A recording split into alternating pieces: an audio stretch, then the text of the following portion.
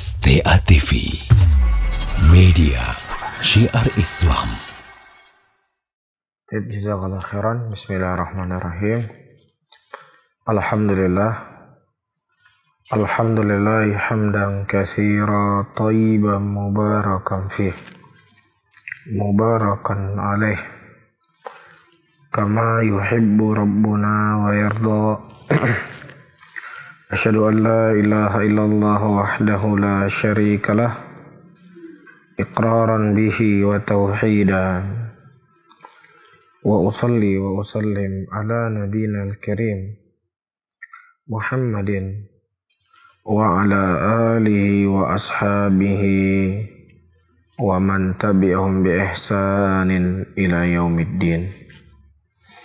Saudara-saudaraku kaum muslimin dan kaum muslimat, sahabat pendengar Radio Syiar Aceh 96,1 FM di mana saja yang bisa mendengarkan radio kami. Ketika seseorang bercita-cita untuk menjadi seorang dokter atau menjadi seorang insinyur, seorang arsitek, ataukah seorang kepala dinas, dia membutuhkan persiapan. Dia harus mulai menempuh pendidikan dari TK, kemudian SD, kemudian SMP, kemudian SMU, kemudian dia harus kuliah S1, kemudian dia harus kuliah S2, dan seterusnya. Membutuhkan persiapan,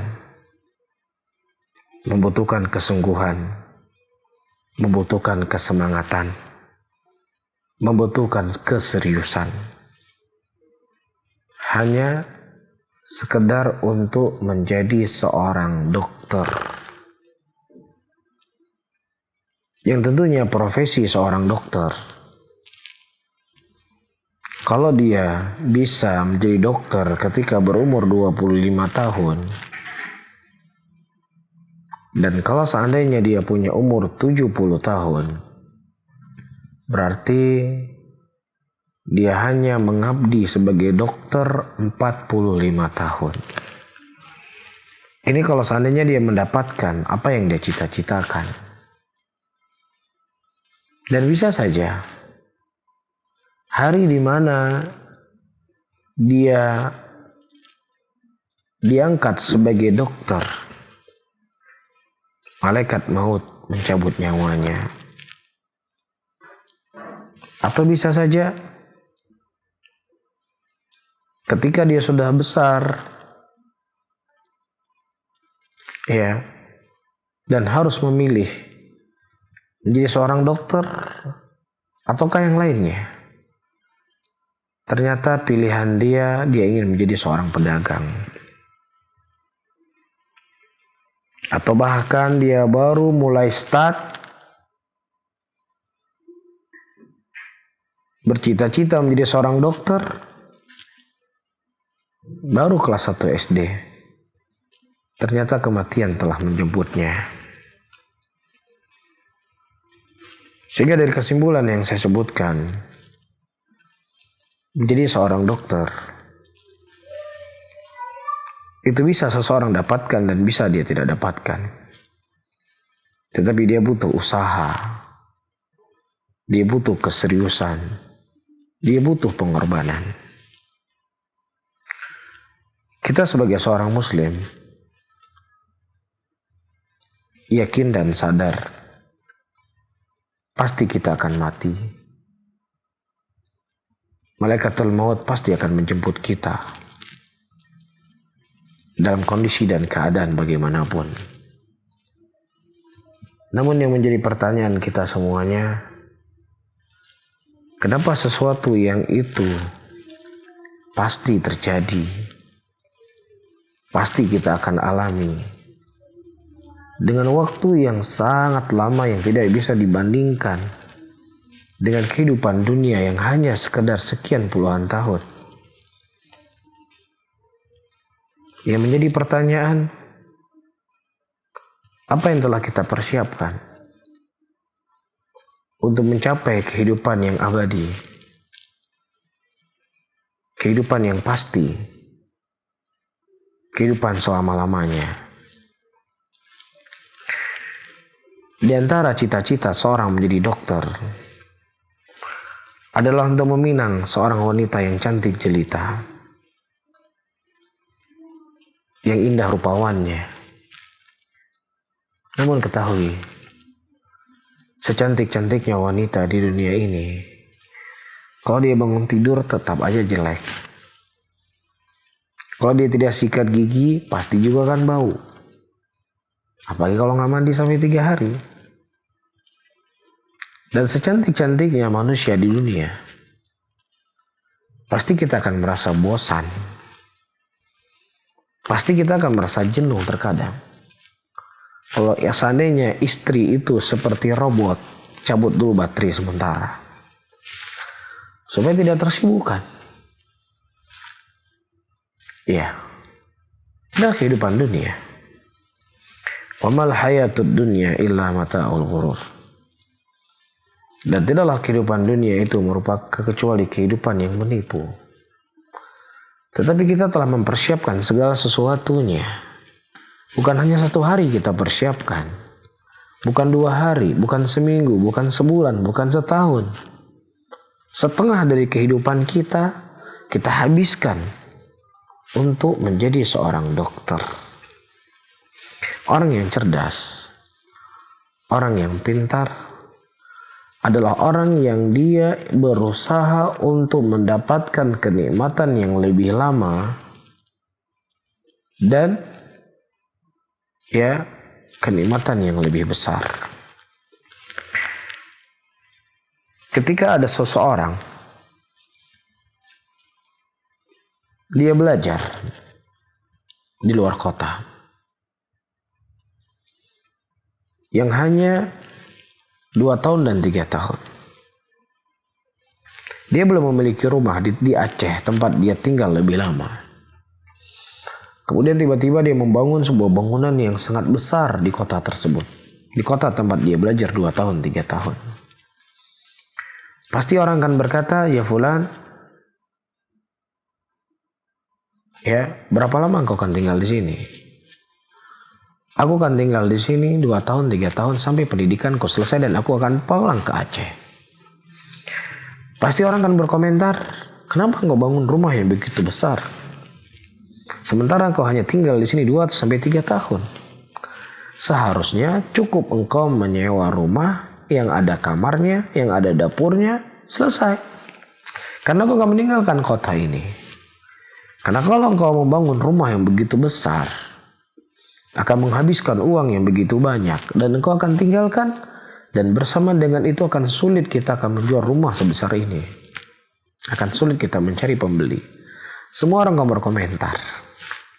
Tapi hampir tidak ada orang berkomentar, kamu tinggal di dunia kan hanya sebentar. Ya, 60 tahun, 70 tahun kalau seandainya umur kamu sampai segitu. Iya. Kenapa kamu hanya memikirkan kehidupan dunia ini saja? Kenapa engkau mencurahkan tenagamu, pikiranmu, hartamu, semuanya untuk mendapatkan cita-cita yang hanya sebentar saja? Hampir tidak ada manusia yang sadar dengan hal yang seperti ini, kecuali siapa yang diberikan taufik dan hidayah yang diberikan oleh Allah. Kita kembali.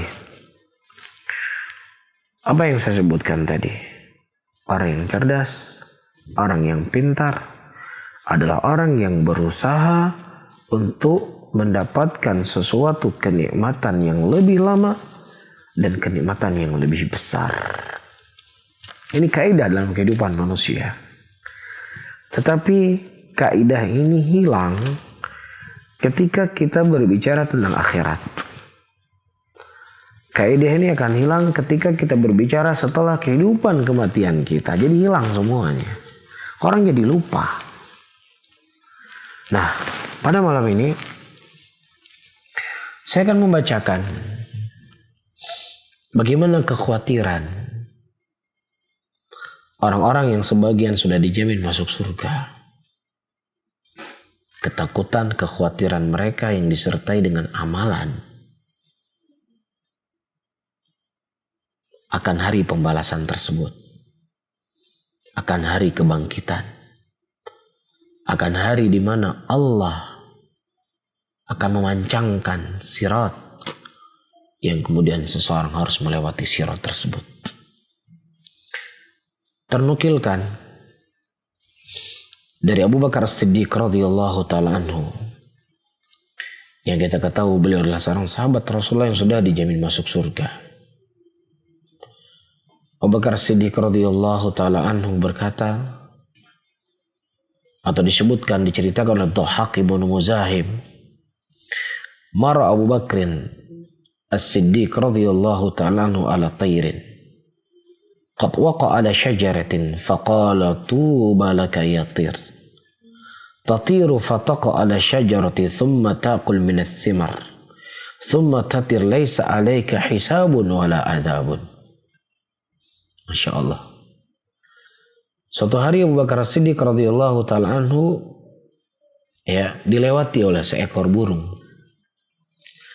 Kemudian burung tersebut hinggap di pepohonan.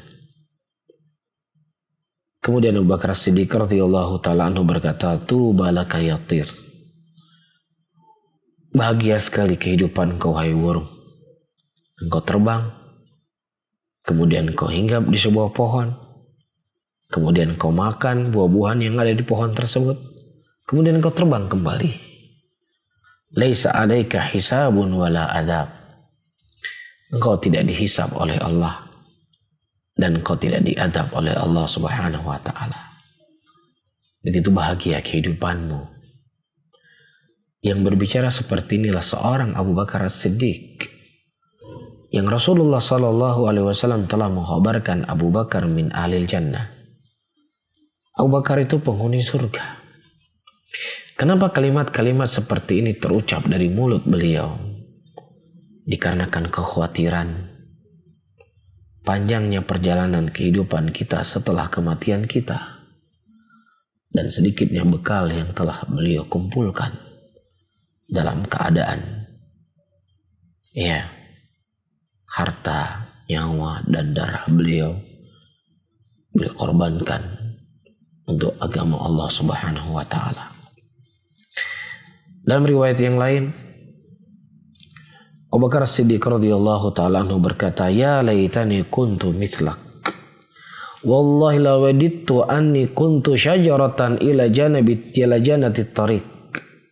Famarra alayya ba'irun fa'akhadhani fa'adkhalani fahu. Fa'alakani thumma izdarani thumma akhrajani ba'ra walam akun bashara.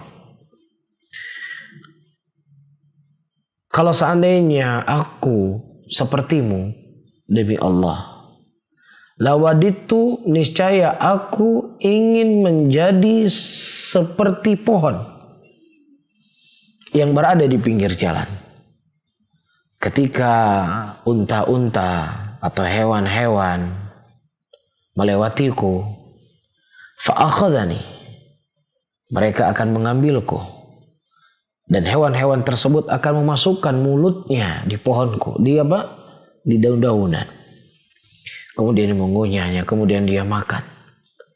Kemudian apa yang dimakan dari pohon-pohon tersebut menjadi kotoran. Indahnya aku kalau seandainya aku seperti itu, tidak menjadi seorang manusia. Karena begitu panjang perjalanan akan kulalui. Begitu besar proses setelah kematianku. Ini yang dikhawatirkan oleh orang-orang yang sudah dijamin masuk surga.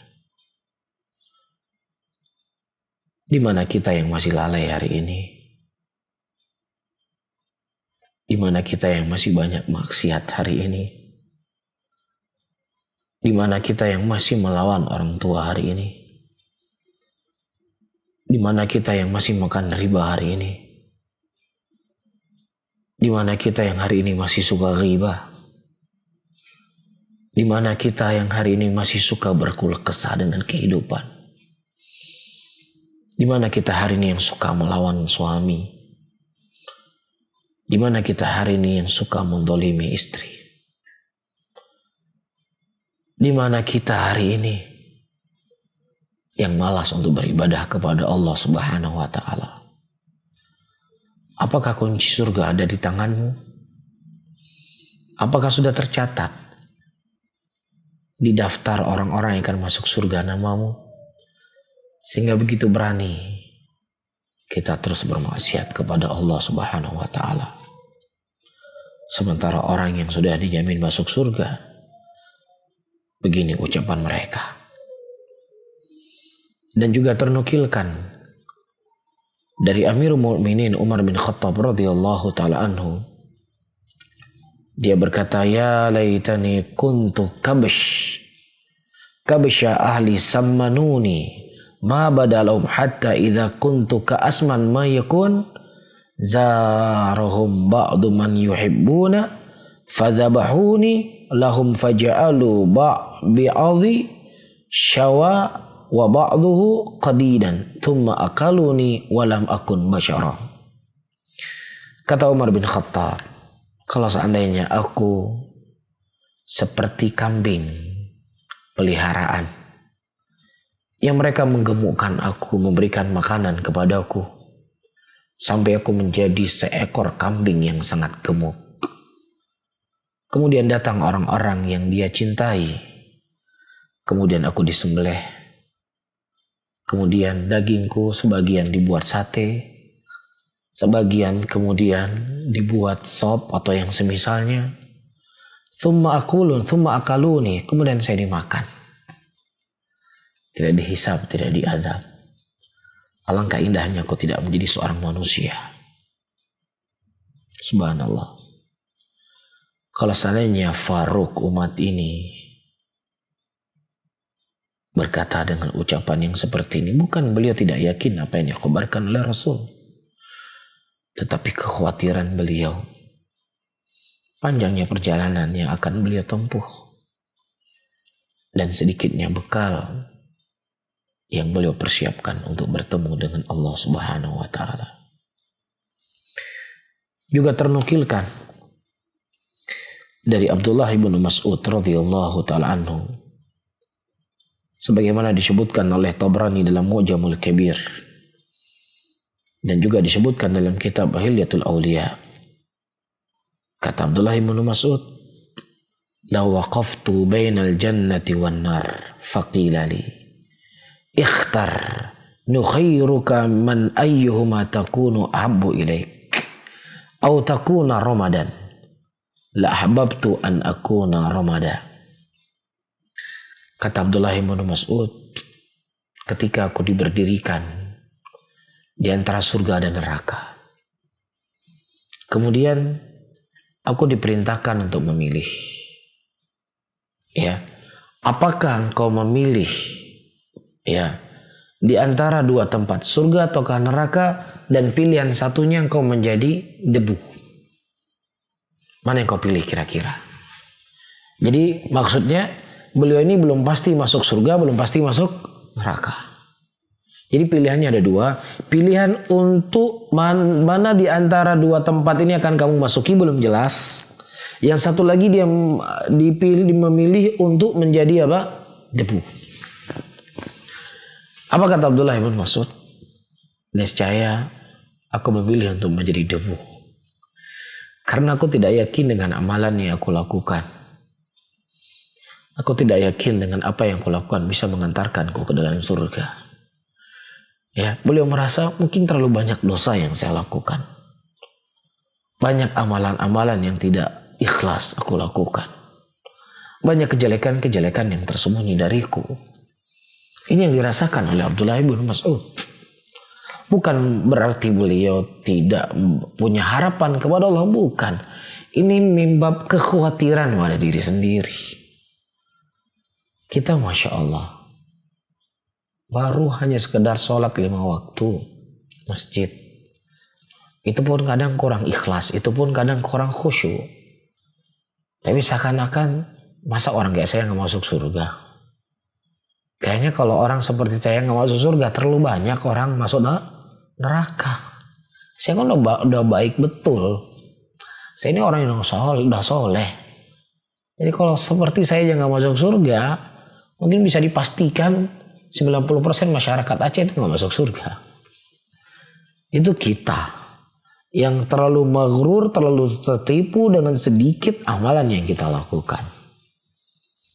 Kemudian disebutkan oleh Abu Dzar Al-Ghifari radhiyallahu taala anhu.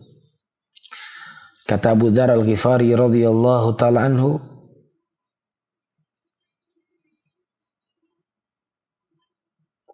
wallahi law ta'lamuna ma a'lamu labakaitum katsira wa ladhaqtum qalila walau ta'lamuna ma a'lamu man basattum ila nisaikum wala tuqarartum ala firashikum la kharabtum ila sa'dat tajarrauna wa tabkun.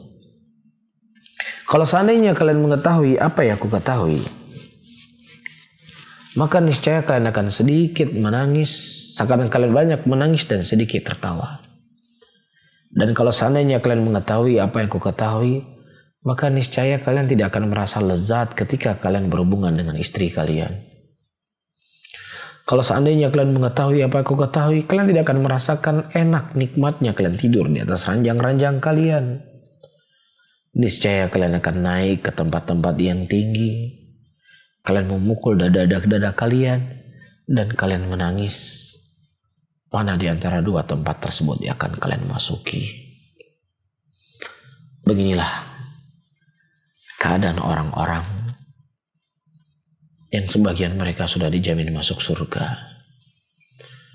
Karena dia begitu sadar perjalanan hidup ini akan begitu panjang.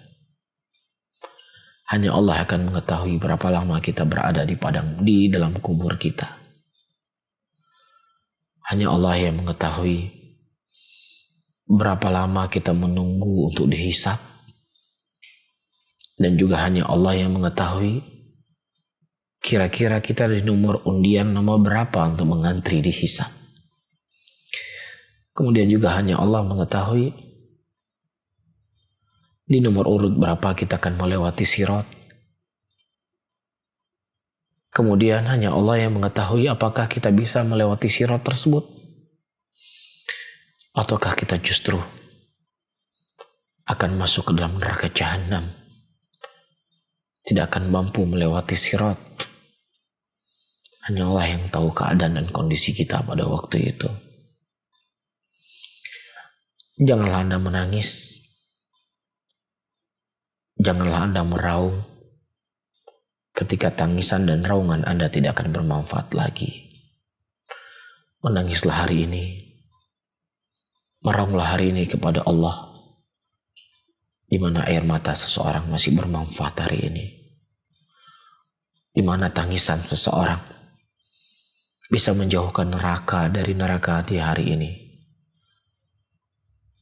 Mudah-mudahan apa yang saya sampaikan malam hari ini bisa menjadi pelajaran untuk kita semuanya.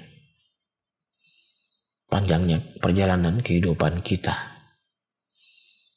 Dan saya ingatkan kepada diri saya dan terkhusus kepada saudara-saudara saya yang mungkin sedang menimpa ujian, sedang mendapatkan musibah.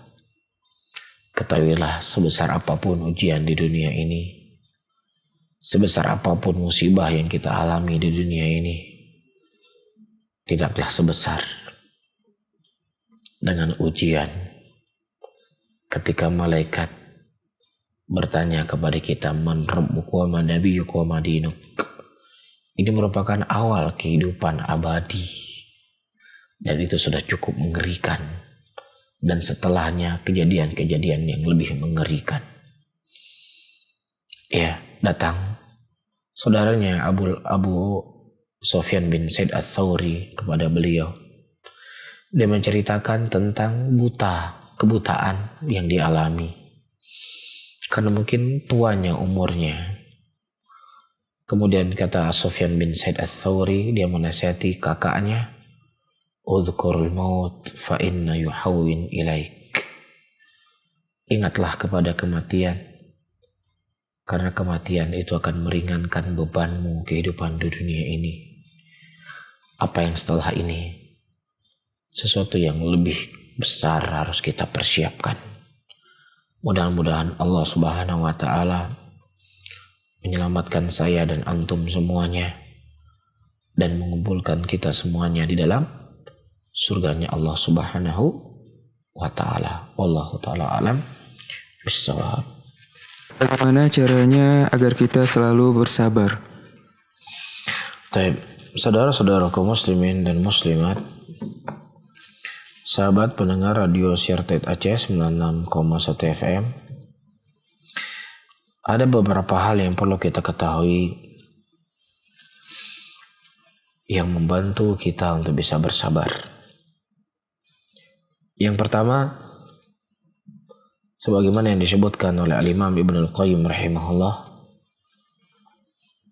ya, untuk kita memperhatikan besarnya balasan dan pahala orang-orang yang mau bersabar dari ujian dan cobaan yang Allah Subhanahu wa Ta'ala berikan kepadanya. وَلَنَبْلُوَنَّكُمْ بِشَيْءٍ مِنَ الْخَوْفِ وَالْجُوعِ وَنَقْصٍ مِنَ الْأَمْوَالِ وَالْأَنْفُسِ وَالثَّمَرَاتِ وَبَشِّرِ الصَّابِرِينَ. Dan kami menguji mereka dengan sedikit ujian, kurang buah-buahan, kurang kelezatan hidup, kurang dari harta, dan berilah kabar gembira kepada orang-orang yang mau bersabar dengan ujian tersebut.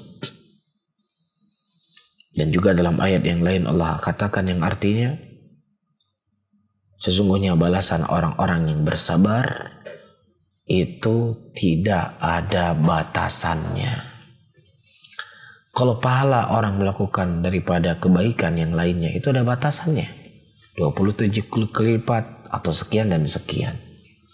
Tetapi orang-orang yang bersabar, balasan mereka tidak terbatas. Nah, kalau seandainya kita sadar dengan ujian yang Allah berikan kepada kita, Allah telah mempersiapkan balasan yang begitu banyak yang akan kita dapatkan. Yang ketiga, ketahuilah bahwasannya ujian, cobaan itu merupakan sebab pengampunan dosa. Allah Subhanahu wa Rasulullah Sallallahu Alaihi Wasallam menyebutkan dalam hadisnya, tidaklah seseorang terkena duri kecuali itu sebab Allah mengampuni dosanya dan mengangkat derajatnya. Dan tentunya ini mungkin tidak kita dapatkan, atau mungkin kita dapatkan, mungkin akan sulit. Tapi ketika kita mendapatkan ujian, nah kalau ujian tersebut kita alami selama 1 tahun, maka 1 tahun itulah Allah mengampuni dosa kita. Kalau seandainya Allah memberikan ujian kepada kita lebih lama dari itu, maka lebih besar, lebih lama lagi waktu pengampunan Allah kepada dosa-dosa kita. Emang hari ini kita sedih, kita berat ketika mendapatkan ujian, ketika mendapatkan cobaan. Tapi ingat, ketika kelak di yaumul qiyamah, Allah Subhanahu wa Ta'ala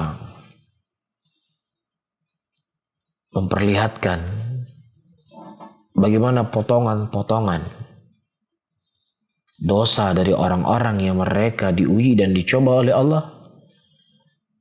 Mungkin kita akan mengatakan, ya Allah, kenapa engkau tidak memberikan ujian sepanjang hidupku sampai ku mati? Karena begitu besar pahala, begitu banyak pengampunan yang kau berikan ketika saya diuji dan dicoba. Kemudian yang ketiga, saudara-saudaraku muslimin dan muslimat, sahabat pendengar radio Syartet Aceh 96,1 FM. Ya. Sebab yang ketiga membantu kita untuk bisa bersabar, bahwasannya apa yang telah Allah Subhanahu wa Ta'ala uji kita hari ini, ya, sesuatu yang telah ditakdirkan oleh Allah 50.000 tahun sebelum Allah menciptakan langit dan bumi. Dan apa yang telah Allah Subhanahu wa Ta'ala takdirkan tidak akan pernah meleset sama sekali. Pasti akan terjadi. Jadi kalau seandainya Anda berkata, kalau dulu misalnya saya tidak menikah dengannya, mungkin hidup saya tidak akan seperti ini. Itu semua sudah takdir Allah. Allah telah menakdirkan kepadamu itulah pasangan hidupmu. Dan Allah telah menakdirkan kepadamu inilah jalan yang kau hadapi di tahun sekian, di bulan sekian. Ya. Begitu juga terkadang seseorang berkata, kalau seandainya saya tidak buka usaha, tidak buka bisnis, mungkin uang di tabungan saya itu masih banyak. Saya tidak bangkrut. Ketahuilah, apa yang telah Anda lakukan itu semua sudah tercatat di sisi Allah Subhanahu wa taala dan kita tidak akan bisa untuk menghindarnya. Kemudian yang keempat, ketahuilah, terkadang ujian dan cobaan yang Allah Subhanahu wa taala berikan kepada kita itu ya sebagai jalan Allah akan mengganti yang lebih baik untuk kita. Cuma butuh kesabaran. Kapan pertolongan itu akan datang? Butuh kesabaran. Yang jelas Allah Subhanahu wa taala pasti akan memberikan jalan keluar untuk kita. Kemudian yang selanjutnya, manusia terkadang ketika tidak ada ujian dan cobaan dalam kehidupannya normal terus, atau justru bahagia terus, gak pernah mendapatkan musibah. Terkadang ini kita lupa kalau seandainya itu kita banyak dosa. Kita lupa kalau seandainya kita sudah lalai. Kita lupa kalau seandainya kita sudah bermalas-malasan untuk beribadah. Tapi Allah menegur kita dengan ujian dan cobaan tadi untuk mengingatkan kita dari kelalaian kita, untuk mengingatkan kita dari kesibukan kita selama ini akan ada kehidupan setelah kehidupan akhirat. Ya, ini diantara hal yang disebutkan oleh Imam Ibnu Al-Qayyim rahimahullah. Ya, hal-hal yang bisa membantu kita untuk bisa bersabar. Dan di sana ada hal-hal yang lain yang boleh sebutkan. Kurang lebih ada 10 perkara yang boleh sebutkan. Cuman saya tutup. Ya, Rasulullah SAW menyebutkan dalam hadisnya, "May yuridillahu bihi khairan yusib minhu." Barang siapa yang seseorang dicoba dan diuji oleh Allah, barang siapa yang seseorang diinginkan kebaikan oleh Allah, maka Allah akan uji dan coba dia dengan musibah tersebut. Allahu ta'ala alam bisawab. Baik, pertanyaan yang selanjutnya Ustadz. Nah, Ustadz, bagaimana cara menasehati saudara kandung yang sering melakukan perbuatan maksiat? saudara-saudaraku muslimin dan muslimat yang dirahmati oleh Allah. Yang pertama, diingatkan kepadanya akan besarnya azab Allah Subhanahu wa taala bagi orang-orang yang selalu bermaksiat kepada Allah. Dan juga diingatkan kepadanya bagaimana besarnya kasih sayang Allah Subhanahu wa taala kepada kita. Bagaimana luasnya rahmat Allah Subhanahu wa taala dan kasih sayang Allah Subhanahu wa taala kepada kita siang dan malam. Tentunya zat yang begitu baik dan sayang kepada kita. Tidak pantas untuk kita bermaksiat kepadanya. Dan juga diingatkan kepadanya dampak-dampak jelek daripada maksiat dalam kehidupan dia di dunia sebelum di akhirat. Ya, di antara dampak yang jelek bagi pelaku dosa dan maksiat, seseorang ketika dia melakukan maksiat itu bukan untuk mencari kelezatan, tetapi untuk menghibur hatinya yang kosong. Seseorang ketika dia berzina, dia akan merasakan lezat zina tersebut di awal dia melakukannya. Tapi ketika zina tersebut sudah berulang-ulang dia lakukan, maka akan sampai kepada titik dan tingkat Dia berzina bukan lagi untuk merasakan kelezatan, tapi untuk menghibur hatinya yang kosong. Begitulah dosa dan maksiat yang lainnya. Dan dia tidak akan pernah tenang, dia akan wahsh. Dia selalu akan buas. Dan dampak-dampak jelek yang lainnya diingatkan. Dan ada satu kitab yang sangat bagus, ditulis oleh Al-Imam Ibnul Qayyim rahimahullah dengan judul Ad-Da' wa Dawa. Obat, penyakit dan obatnya. Atau Jawabul Kafi. Jawaban yang cukup memuaskan. Ya, dari orang-orang yang mereka bermaksiat dalam kehidupannya. Wallahu ta'ala alam bissawab. Pertanyaan selanjutnya Ustadz. Ustadz, bagaimana tata cara sujud tilawah dalam solat bagi imam jika ayat sajadah di akhir surah? Nah, taib. Kalau seandainya memang ayat di akhir surah itu harus sujud, dia sujud. Ya, dia sujud. Ya, sebagian ulama tidak perlu dia mengatakan Allahu Akbar, dan juga dia tidak perlu mengucapkan Allahu Akbar ketika dia bangkit. Tapi sebagian ulama mengatakan tetap dia mengucapkan Allahu Akbar. Ya, setelah dia sujud, berapa kali sujud? Dia sujud sekali, kemudian dia bangkit. Ya, untuk berdiri, kemudian dia ruku.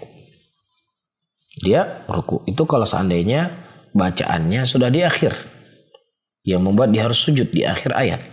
Tapi kalau seandainya sujud tilawah itu ada di pertengahan, kemudian dia bangkit dari sujudnya, dia menyambung ayat yang belum sempurna. Nah, baik, pertanyaan yang terakhir Ustadz. Ustadz, apakah ada hadis ataupun ayat dari Al-Quran untuk menyembuhkan kita dari sihir ataupun santet? Taib. Karena disebutkan hadis-hadis dari Nabi SAW. Siapa yang seseorang memakan kurma 7 butir dalam satu hari, maka Allah Subhanahu wa Ta'ala akan menjauhinya dari sihir pada waktu dan racun. Dan juga siapa yang seseorang membaca ayat kursi sebelum dia tidur, Allah akan menjauhkan darinya sihir. Jelas ya, ini dari hal-hal yang bisa dilakukan untuk menghindar dirinya dari sihir dan kejelekan makhluk-makhluk halus lainnya. Wallahu a'lam bishawab. STA TV Media Syiar Islam.